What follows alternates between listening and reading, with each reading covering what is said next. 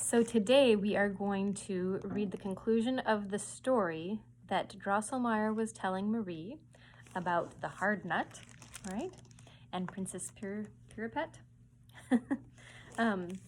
And so we'll start off with that, read another little short chapter, and then we'll see what happens. Okay, so the story of the hard nut continued. The very next evening, as soon as the lamps were lit, Godfather Drosselmeyer returned and went on with his story. Drosselmeyer and the court astrologer traveled for 15 years without finding any trace of the nut Krakatuk.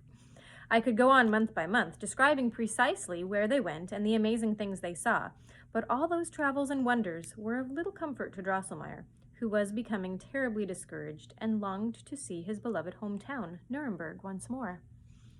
One day, as Drosselmeyer and the court astrologer smoked their pipes in the middle of a great forest in Asia, Drosselmeyer suddenly cried out, "Oh, Nuremberg, Nuremberg, dear native place, if a man doesn't know you as he knows his own face, though far he has traveled and great cities he's seen, such as London and Paris and Peterwardine, he can't know what happiness really can be. Still must his heart ever languish for thee, Nuremberg, you exquisite town, where the houses have windows both upstairs and down." He really liked his hometown. As Drosselmeyer voiced this mournful lament, the astrologer began to weep so terribly that you could hear him from one side of Asia to the other. Finally, he pulled himself together, wiped the tears from his eyes, and said, "My esteemed colleague, why should we sit here and howl? Why don't we go to Nuremberg? Haven't we as much chance of finding the elusive nut Krakatuk there as anywhere else?" Does he have a point? Here they are, in the jungles of Asia, sitting on top of that rock, smoking their pipes. Look at this alligator down here getting all twisted up by a snake. All right, so that's true, answered Drosselmeyer, feeling somewhat comforted. Right away, they both stood up, knocked the ashes out of their pipes, and made a beeline straight from that forest in the center of Asia to Nuremberg. They had just arrived when they paid a visit to Drosselmeyer's cousin, the doll maker, Christoph Zacharias Drosselmeyer, whom Drosselmeyer hadn't seen in many, many years. The clockmaker told his cousin the whole story of Princess Pirlipat, there's her name, Dame Mouserinks, and the nut Krakatuk.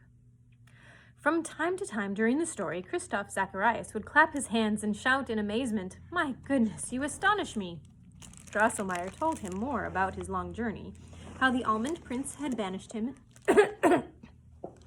and how he'd asked in vain for help at the Squirreltown Natural History Association.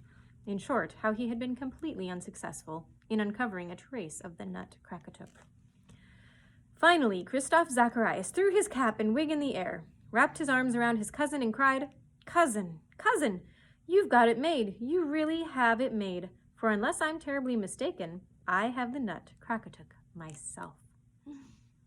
Wasting no time, he brought out a little cardboard box from which he took a gilded nut of average size. "There's an unusual story about this nut," he began. "A few years ago, a stranger showed up for Christmas with a sack of nuts to sell. Right in front of my toy store, he got into an argument." Speaking of which, here are the men talking in his toy store. See, he is a doll maker. See all the doll parts on his shelves? And the men, they're talking.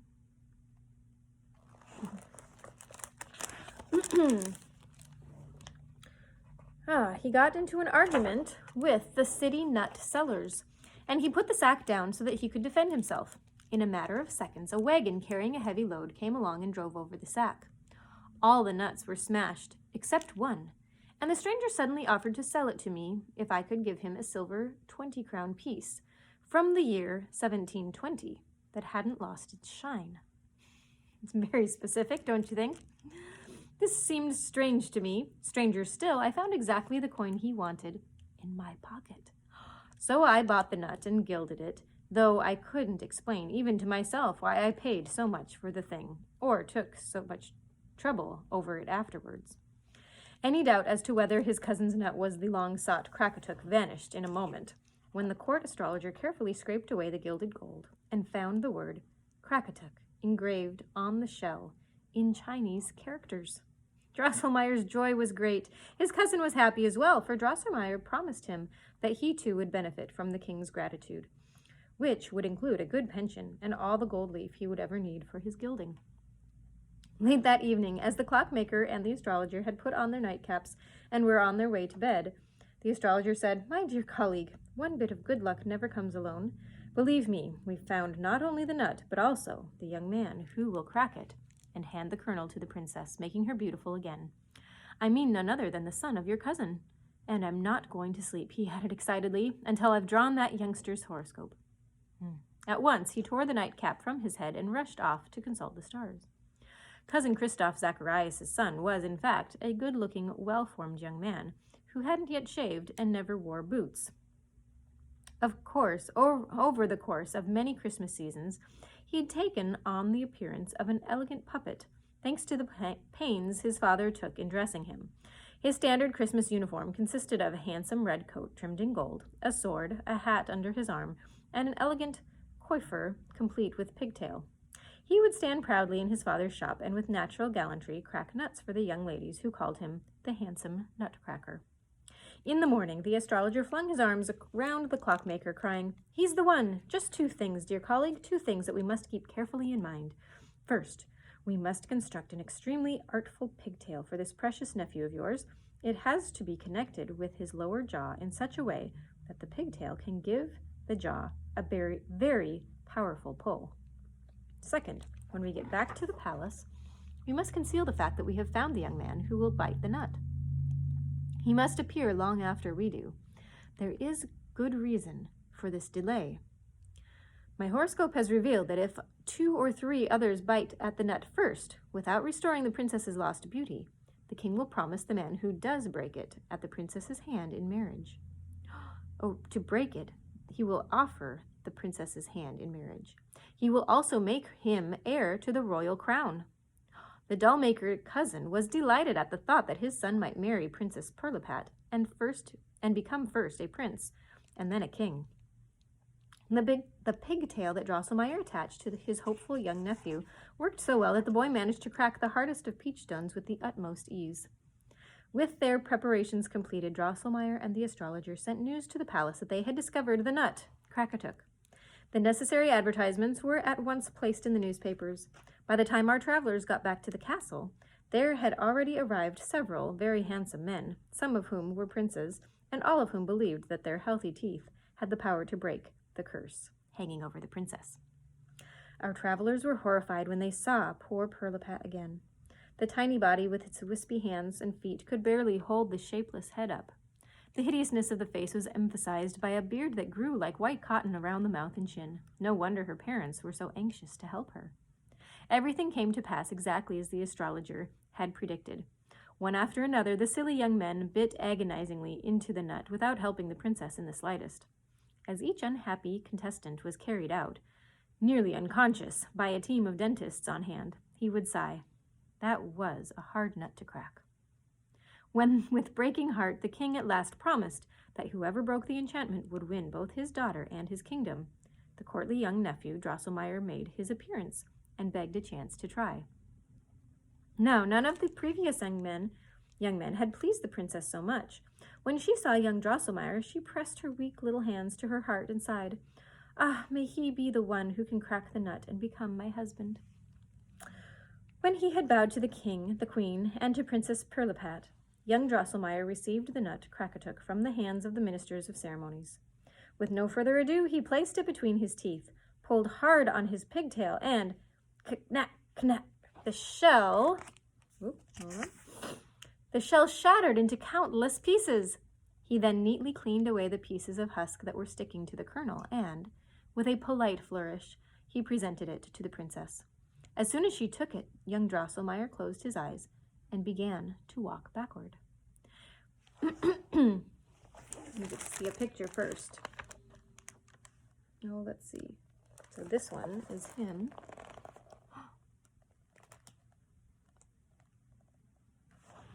Oh, Oh dear, maybe we haven't gotten to this part yet. Looks like I need to keep reading and come back to the picture. Let's see what's happening here. The princess instantly swallowed the kernel, and what joy it was to see! The girl was transformed. There stood before the court an angelically beautiful girl with a face that seemed woven of delicate lily white and rose red silk, with eyes of sparkling azure and hair like curling threads of gold. The blare of trumpets and kettle drums mingled with the people's loud rejoicing. The king and his entire court danced around on one leg, as they had done at Pirlipat's birth, and the queen had to be revived with eau de cologne as she had fainted from joy and delight. The uproar threw young Drosselmeyer off balance. Remember, he still had to finish taking his 7 backward steps. But he controlled himself as best he could, and he stretched his right foot back carefully to take his 7th step. Then, hideously peeping and squeaking, up came Madame Mauserinks through the floor. As young Drosselmeyer put his foot down, he couldn't help stepping on her, and he stumbled and almost fell. The horror of it! All at once the youth was transformed, just as the princess had been earlier. His body shriveled up until it could barely support his heavy, shapeless head, which now had enormous popping eyes and wide gaping mouth.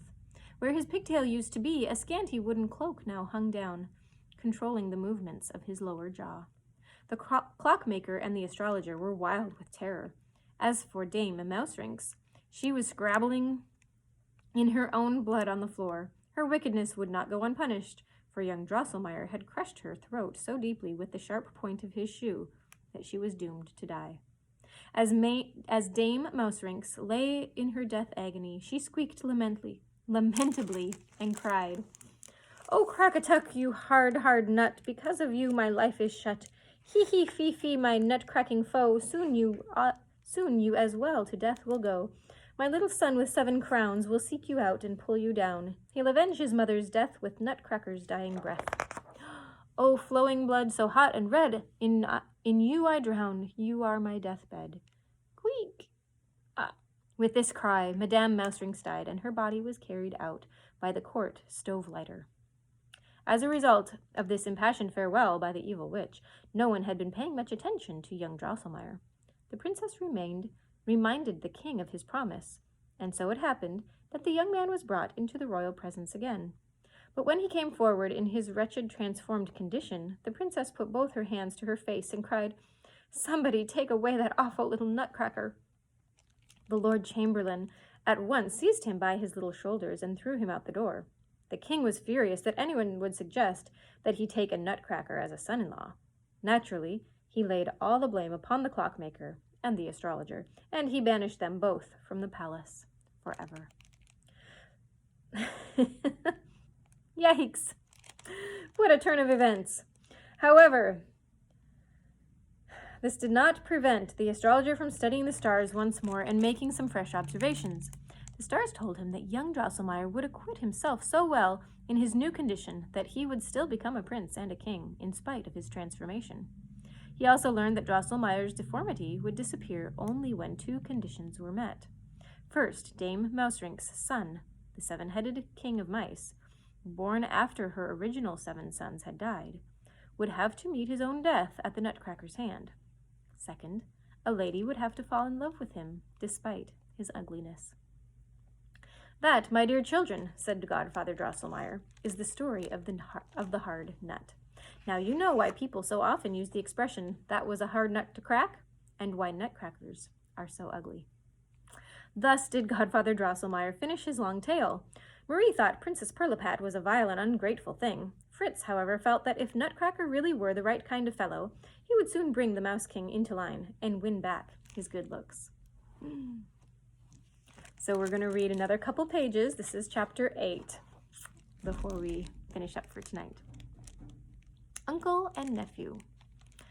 If any of my readers has ever had the misfortune to cut themselves on glass, they will know how much it hurts and how awful long it takes to heal.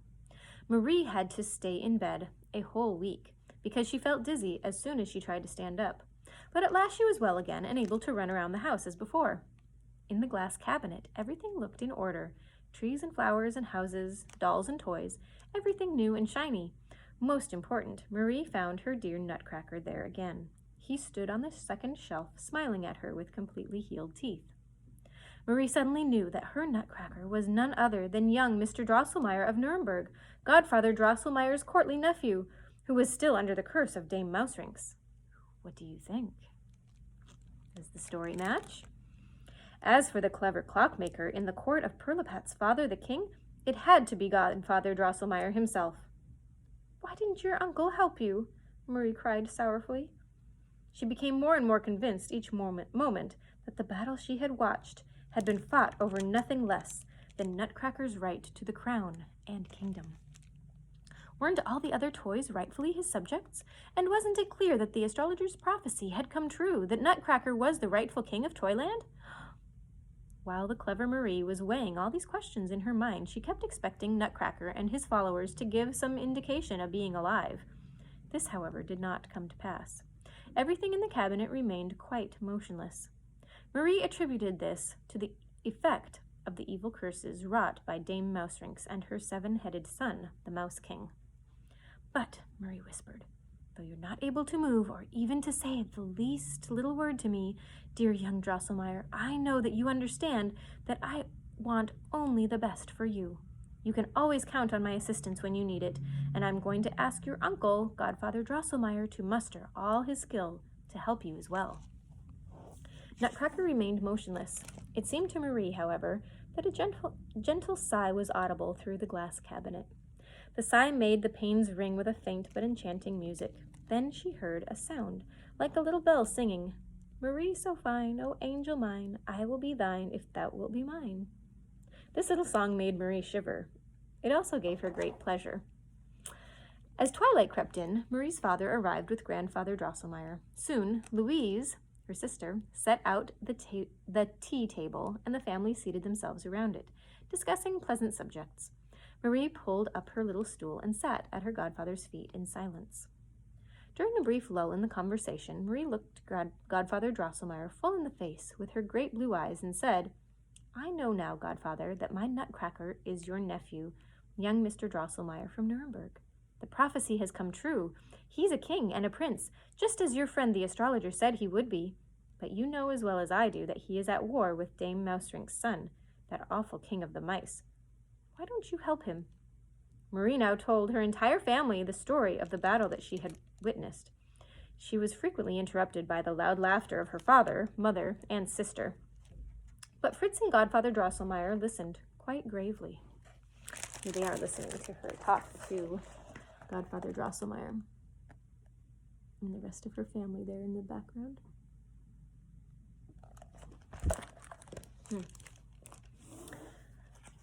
How in the world did that child stuff all that nonsense into her head? Exclaimed her father. She has a lively imagination, that's all, said her mother. This is just a dream that came from the wound fever in her arm. It must be nonsense, Fritz asserted.